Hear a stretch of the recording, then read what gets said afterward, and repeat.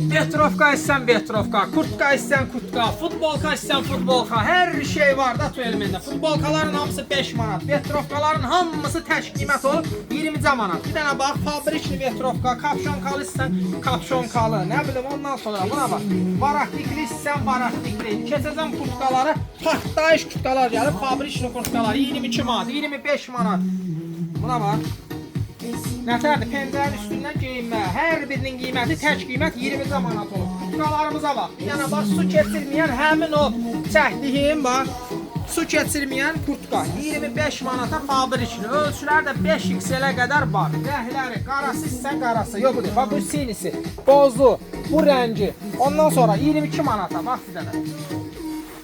22 manata. Nətərdir? Fabrikli kurtka. Bax, bir dənə buna. Siz alırsınız sexi 25 manata. Qardaş 22 manata fabrikli kurtka verirəm. Gəl al. Buna qalın oddur kimi özdə. Gördün bunu? Bu da çıxır ha mexi. İstəsən zamokla.